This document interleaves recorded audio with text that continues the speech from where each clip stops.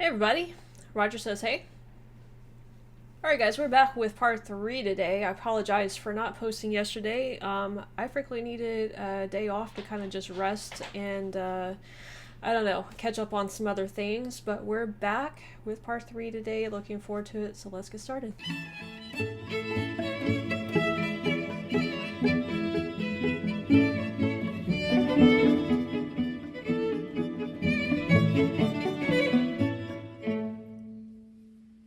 Now, I had pretty much everybody in the comments except for one person told me that you guys wanted me to do comment time at the beginning of these videos, which I really appreciate all of you who left feedback regarding that, because I just had no idea whether or not people actually liked me doing it and whether it was like effective or whatever.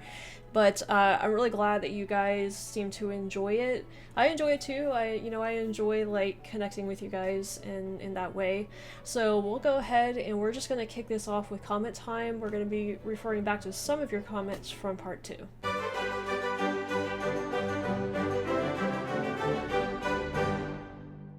So our first comment comes from Siwi, and he says, the logic behind going back into the car was among the lines, we can't allow to look intimidated by terrorism, that and the monarchs, by the grace of God himself, there is an expectation to act bigger than human. Okay, so basically, just kind of wanted to send a message to the terrorists that we're not going to be intimidated by you. I understand that. We still do that today. Not quite in the same way. You know, like, I feel like during the terrorist attack, we pretty much just, like, lock things down to prevent further issues, and then we go after the terrorists. Not quite the way they did it here, but understandable reaction, I guess. Next comment is from Nico Bromier. He says, about young countries, it suggests the concept of a nation state is very new. For most of human history, centralized governments running a unified, linguistically and culturally integrated nation was very rare. Which I didn't really know about. I didn't really understand how historically nations worked. I guess I just always assumed that the sort of types of nations we have now were just always in existence throughout history, but apparently that's not the case. It goes on to say, honestly, France and Britain have each other to thank in getting a head start, as the 100 Years' War basically changed the two of them, the two from just another kingdom to already semi-nations. So it looks like France and Britain, I guess, are pretty unique in the sense that they are pretty, I guess, long-standing nations in Europe, and the 100 Years' War apparently has something to do with it, but I don't know anything about the 100 Years' War, so I'm gonna have to take a look at that, I guess. Comment number 3 is from Spectre in 7, and he or she says, I think getting the prelude videos done before officially starting the World War I series, I always screw up saying that, is a good idea, as they're very short and have some other information that the series doesn't. Not to mention, they always show maps, making it easier to understand where everything is. Yeah, that's good. I think I am going to do the prelude videos. I don't really know how I'm going to fit everything in yet, because I am running out of time. We'll get it done. I'll figure it out as we go along.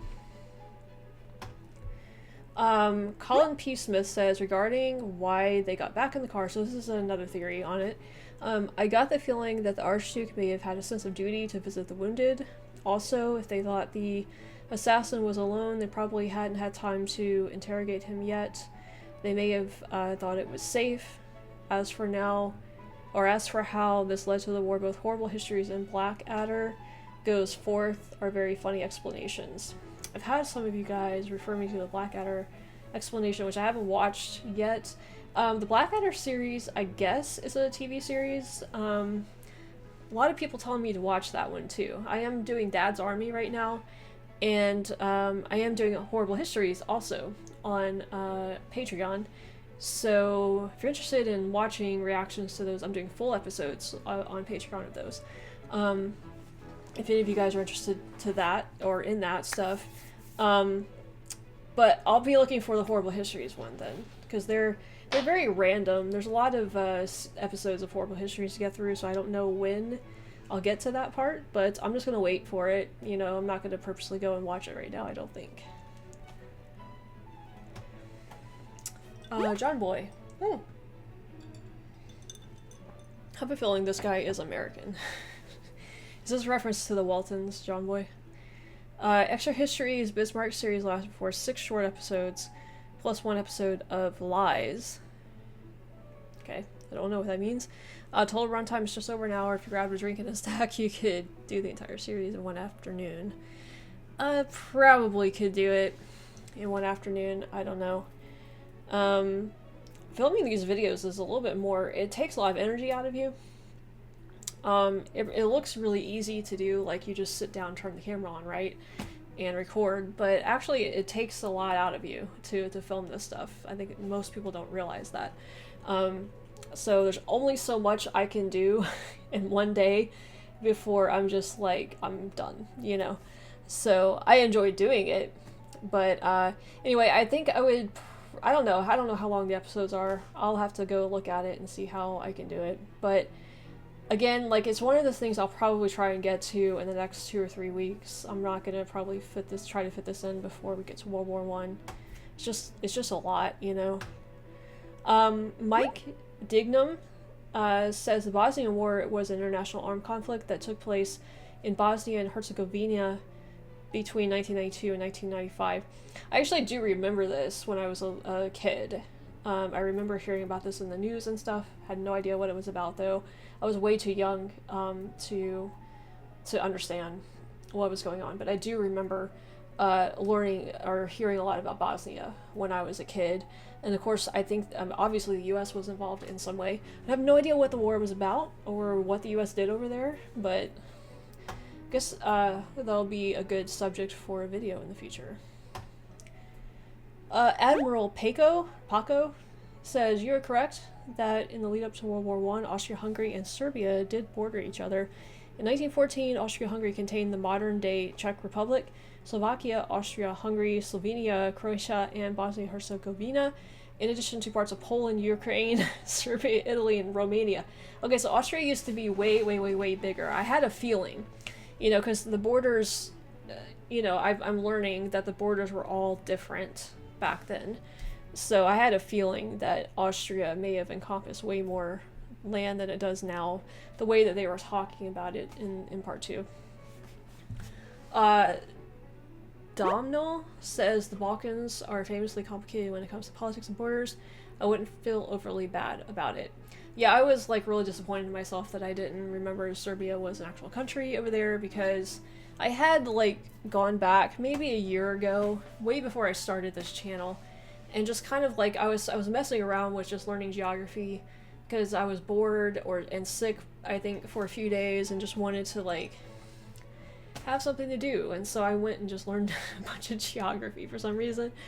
And I had learned like basically all of the countries of the world, and had learned European geography, and I knew Serbia. Like, I could pick Serbia out on the map, at least back then. I guess maybe I've forgotten some of it now, but that's why I was really disappointed in myself that I didn't remember Serbia was a country. But yeah, compared to the US, you know, the US geography has been pretty stable over the years. I mean, we did have like the Confederate States of America at one point, but it doesn't really feel like any different than just like all the states stayed the same, you know. It's like the geography didn't really change at all with that. So like learning the geography of Europe, where things are just like constantly changing, especially even going back in history, things are so different. It's just way, way more complicated, way harder to learn, I feel like. So I'm not used to borders changing and all of that stuff, because it's just not like that over here. So it's just very different environment, I feel like, over in Europe. So anyway, thanks guys for all of your comments. I look forward to them on this video as well. So let's go ahead and get into part 3 of the Seminal tragedy. Part 2, you know, the Archduke of... shoot. It starts with an F. Frank...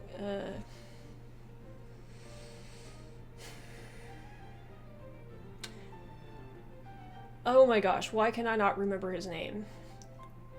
Or the country he's... The Archduke of Austria. whatever, Archduke Ferdinand, right? Archduke Ferdinand. He was assassinated, obviously, and I was really impressed by, if impressed is the right word, but really kind of interested in like the timing of everything and how it all went down. All the details of it was really interesting for me to learn about. So we're gonna see, I guess, what happens at that point. I think this is where a lot of the countries start to like get involved with each other, and where some of the conflict starts to kind of ramp up a little bit. So I'm interested to see how we go from the assassination to all of that. And again, I think it has more to do with like the alliances of the countries. So whoever's aligned with Austria takes revenge on countries that are not aligned with Austria. And I think that's how it all kicks off. If I remember the oversimplified videos at all, but that might be wrong. I don't know. Let's go ahead and let's watch though.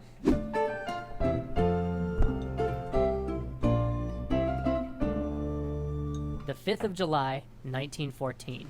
The Archduke and Duchess are dead. Gavrilo Princip is in jail, but catastrophe is not yet certain. Act 2 begins. We open on an Austrian delegation arriving in Potsdam. It is now a week after the assassination of Franz Ferdinand. The Austrians want to take action. They want war with the Serbs, who they think are behind the group of ragged young men that actually pulled the trigger. But before they can have their war, they decide they must consult with their much stronger ally, the German Empire. So they send You know what is really, really interesting to me with this, and I think I remember this, thinking this when I watched the oversimplified videos on World War I, was that the two countries that started this entire thing were relatively small. I guess, I don't know if you consider Austria at this time a small country. They seem like to be a very influential country in Europe. Serbia, maybe not so much, though. I think, personally, I think of Austria and Serbia as relatively small countries, and they're not huge powers. They're not France, they're not England, they're not Germany or whatever. See, I would have thought that a huge conflict like World War I would have been kicked off by huge powers, and the fact that it was these smaller, I guess, I feel horrible saying this, like less significant countries. I don't mean to mean that in like a I don't know. I feel bad for saying that. I'm not saying like Austria and Serbia are like unimportant or whatever, but I hope you understand what I'm saying. Like on the world stage, they have less influence, than other countries do. That's what I'm trying to say.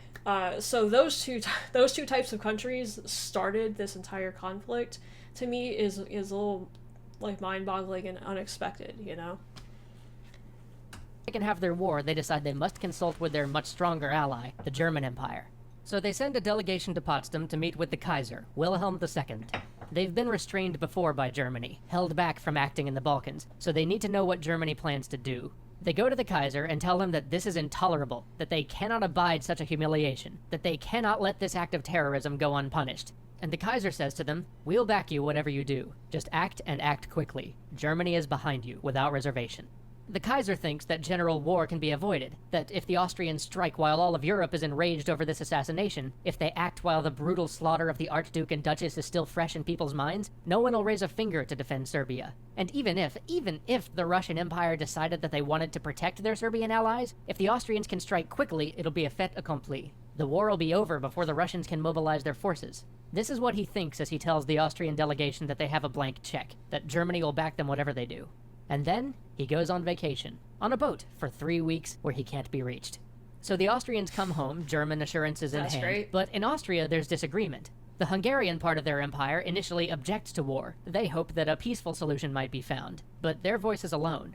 Where were the other voices of reason, or the other arguments for peace? Dead on the streets of Sarajevo. The Archduke was perhaps the greatest defender of the Serbs in the empire, and so when moderation was called for, the parties for war simply had to point to his death and say, "He was their greatest friend, look what they did to him, what do you think they're gonna do to us?" And all arguments were quelled.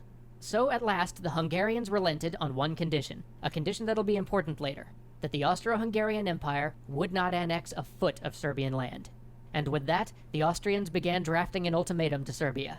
But this ultimatum is delayed by a chance for peace. Two men, rivals in the heart of Serbia, in Belgrade, the very capital in the center of this crisis, are two of the only men far-sighted enough to see the clouds gathering on the edge of Europe. They are the ambassador from Austria and the ambassador from Russia to Serbia. They both have come to the same conclusion about where this storm will end, so they plan to put aside their differences and meet to perhaps work out a plan for peace. On the 10th of July, the Russian ambassador arrives at the house of the ambassador from Austria-Hungary. The details are agreed to, the plan is set, all that's left is one final meeting to perhaps smooth out tensions, to avert world war. They talk, they take cigarettes, both sides are open, things are going well, and then wham! The Russian ambassador falls dead of a heart attack. Nothing signed, no war stopped. The Serbians blame the Austrians. What? Rumors circulate that they had the Russian ambassador assassinated, that the Austrian ambassador killed him in his own house. Worse still, this leaves the Russians without an ambassador in Serbia. As events begin to accelerate toward war, they have no diplomatic channel at the center of everything, no lines of communication, no eyes or ears on the ground. They have nobody with the experience, connections, or familiarity with Serbia that the former ambassador had to send out. And even if they did, it'd take weeks to get them appointed and shipped from Moscow to Sarajevo. Weeks they don't have. But with this last overture turning to catastrophe, the Austrians decide it's finally time to send their ultimatum. But they can't. Again, they delay. You see, President Poincaré, the leader of France, is going to Russia to meet with the Tsar, and the Austrians, ever nervous, decide that they can't send the ultimatum while their two greatest adversaries are meeting together in the same place. It would never do. They could make decisions too quickly. They could coordinate in ways they normally couldn't when they're 1,000 miles apart. So the Austrians delay. They wait until Poincaré is 100 miles out to sea before sending their ultimatum. But at last, on the 23rd of July, an ultimatum is sent, from the Austrians to the Serbs. The Serbs have 48 hours to agree to all points or face war. The ultimatum asks many things, but most of all, it asks that Austrian police be granted free rein to investigate the assassination on Serbian soil. This is impossible. To agree to such a thing is tantamount to giving up sovereignty. No nation would accept this. But that's alright, because the ultimatum is only a ruse anyway, a cover for what the Austrians really want. The Austrians want war. They want the ultimatum to be rejected, because they want to appear to the world as though they gave the Serbs a chance to avoid a conflict. They want to appear blame-free for the invasion they're planning. And here's where things begin to speed up. Europe begins to boil. Up until this point, the crisis in the Balkans is just another event on the world stage, but all of a sudden, with the release of this ultimatum, people start to clue into what's happening. Powers outside of Austria, Germany, and Serbia begin to pay attention. But for us, we're going to turn our attention to one man, Sergei Sazonov. Sergei Sazonov was the foreign minister of Russia, and for him, the 24th of July is about to be a very, very busy day. In the morning, he wakes to receive the terms of the ultimatum that Austria sent to Serbia. He reads quietly to himself, then turns to an aide and fatefully utters, "It's a European war." A cabinet meeting is hastily assembled. The highest levels of the Russian government are all there. They resolve to ask the Austrians to give the Serbs more time, while at the same time pushing the Serbs not to resist the Austrians. They also make the fateful decision to begin a partial mobilization of their forces along the Austrian border, trying to play all the angles at once in the schizophrenic chaos that seemed all too common in the days just before the war. Now it's noon. Sazonov takes lunch with the French and British ambassador. The French ambassador reiterates France's complete support. The British ambassador says that Britain sympathizes but that he can't make any commitments. Now it's afternoon. The Russian ministers reconvene. With Sazonov confirming the unwavering support of the French, they decide to fully back Serbia, even to the point of war. And now it's evening. Sazonov meets with Portales, the ambassador from Germany. Portales begs Sazonov to call off Russian mobilization. He tells him that there must be solidarity between the monarchies, that they must work together or all fall alone. The argument gets heated. Portales tells Sazonov there will be revolution. Revolution in Europe if the monarchies do not work together. If they don't work together, all the crowns will fall. And he's right. Within 5 years, all the great monarchies of Europe, true monarchies, monarchies where the monarch was the head of state, would collapse. Within 5 years, the Ottoman Empire, Wow. the Austro-Hungarian Empire, the Russian Empire, and the German Empire would be no more. Their kings dispossessed, thousands of years of monarchical tradition burnt away in the fires of cataclysmic war. Then something tragic happens. It's one of those small tragedies that lines the path to the First World War, those things that tear you up as you read about these events with perfect hindsight. It's one of those moments that almost makes this seem like a script, like a high drama constructed for the stage, until you realize how real it is, real enough to wipe out a generation. For you see, Sazonov utters the words, "If Austria-Hungary swallows Serbia, we will go to war."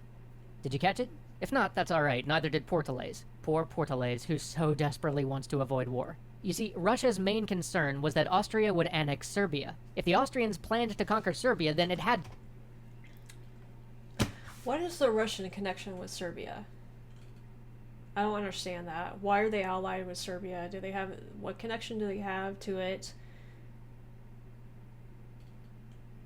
I mean, this almost sounds like Russia, like Serbia is almost Russian territory, but I don't know. Like that, I don't know. I don't know.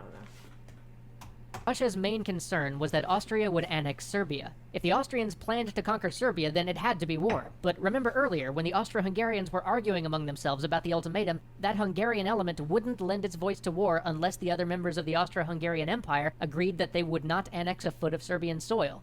Well, Wait, nobody what? told Portal Austro-Hungarian. Oh my gosh. Guys, this is so much, like, I'm having a hard time following, like, who's who and all of that stuff, because, I don't know.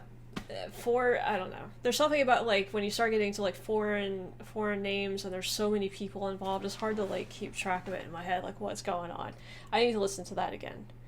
Planned to conquer Serbia, then it had to be war. But remember earlier, when the Austro-Hungarians were arguing among themselves about the ultimatum, that Hungarian element wouldn't lend its voice to war unless the other members of the Austro-Hungarian Empire agreed that they would not annex a foot of Serbian soil. Well, nobody told Portales. He was the German ambassador, not the Austrian ambassador, and somehow the memo never got to him that the Austrians had no plans to actually take over Serbia. So in their whole discussion, he never gets to communicate this to Sazonov. This may be one of the last moments where the world could have avoided this war. Portales impassioned, begging for peace, Sazonov firmly stating the Russian case, the two diplomats meeting in the quiet St. Petersburg night. But the world hinges on small things, and in that gentle night, one of the last the world would know for years, the opportunity is missed. The hands of fate tighten around the neck of Europe. The next day, the Austrians reject demands that they extend the deadline, the Kaiser at last decides to return to Germany, and 2 minutes before the ultimatum expires, the Serbians send Austria their reply. But that's a story for next time. We'll see you then. Oh, we're gonna be left on a cliffhanger, I guess. I think this whole, the thing that baffles me the most, again, and I expressed this in the video, was just like the countries that were responsible for starting World War I, were Serbia and Austria. I don't know, like, I guess I expected something more along the lines of World War II, where you had this big European power in Germany who started World War II. I kind of expected World War I to have kind of the same type of start to it, but it's not. It's completely different. It's really just like these smaller, I don't know. Again, I use the word insignificant, which is I feel like a bad word to use, because I feel like it's insulting to countries. Like, I don't want to insult anybody, but you know, I just don't think of Serbia especially, but Austria as well, as just being like these big world players, you know? You would just expect a conflict at the size of World War I to be started by huge world players, I guess. So that's like the thing that's most fascinating to me about all of this. It's just, I don't know, like, I think of this type of conflict to be something that should be localized to those two countries only, you know, and not involve world participation, I guess. I don't know if that makes any sense to you guys, but it just seems like this is more of a local conflict, and it's not like Hitler going and starting to invade a bunch of countries, you know. This is just, I feel like, a squabble between two smaller countries in Europe, and it should have stayed that way, you know what I'm saying? I don't know. Like, maybe I sound super ignorant right now saying that, but also the heart attack thing, like, the ambassador having a heart attack, like, how unfortunate was that? And some of you guys did warn me that, you know, I was talking about the coincidence of the assassination of the Archduke, and just like how he happened to accidentally go along the lines where the assassin was having lunch or whatever. Like, how coincidental that was. And the heart attack is another coincidence as well. That's just like so bizarre how this played out. And a lot of you guys told me that there's more of that to come, you know, and you just kind of look back at it and you're like, you're kind of like in disbelief about how the events unfolded and led to this. So yeah, it's just, I don't know, very super interesting stuff to learn about, for sure. Anyway, we'll do part 4 tomorrow, which I guess will be Sunday. I'll release part 4. and then we'll do the preludes, and then I really don't know how I'm going to do this because I really wanted to like start the World War One on the actual dates, you know, but I guess that's less important than just doing it, you know. So maybe I'll get caught up sometime in the next couple of weeks with it, and we'll get back on track with actual dates. But yeah. Anyway, hope you guys stick around for all of that. Really appreciate you watching, as always. Make sure to like and subscribe if you enjoyed this video. Leave your comments down below for me answering any of my questions, or if you just want to add some, you know, more information to this video. I also have links to my social media, Patreon, Discord, in my pinned comment and the description if you're interested in any of that stuff. So until next time, Roger and I will see you next time. I don't know where I was going with that.